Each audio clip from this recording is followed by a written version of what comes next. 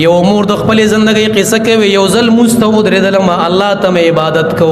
او د الله د عبادت شوق او جذبه پسل کېدا وې زما یو وړو کې بچي دې کم کې بچي چې هغه خاپوړي کولې شي خاپوړي خو پیژنې کنه چې په لاسونو خپې دوانه لګي روان دي هغه وخت کې تنورونو کور کې داسې دي چې اوچت بنوز مکو کې به خلکو کند وسوا او پاغه کند کې تنور جوړل نو پاغه کې به روټي پخولې وې زدي مستولاړې مو د الله عبادت کوم د الله بندگی کوما وې شیطان راغې ماته زل کې وسوسه واچولا چې ته منځونه کوا او مستولاړې ستا اغه نیاز بن بچي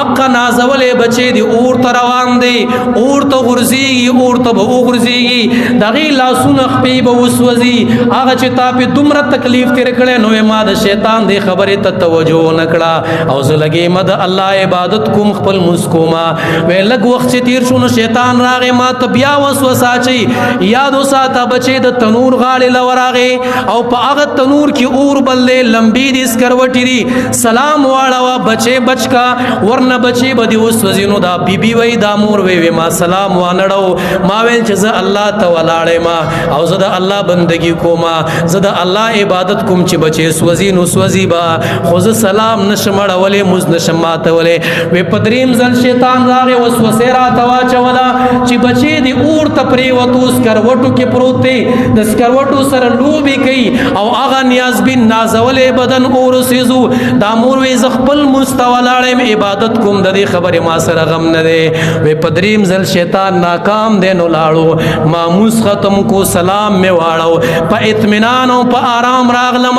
چې ګورم بچي د اور پمنس کې پروت دی بچي شیطان راوسته دی اور ته گزار کړي دی خو زما د مز برکت ته ګورا زما د خشوع عاجزي برکت ته ګورا اغه نیاز بن وړو کې بچي د خاپوړو والا بچي په اور کې پروت دی خو قسم په الله چې اور یو ختم نه دی سزلې د ګلا پشان پکې ترو تازه ولاړ دی ما خپل بچي راوچت کو ما د سینې سره ولګو خو زما په بچي چیرته د اور هغه اندازا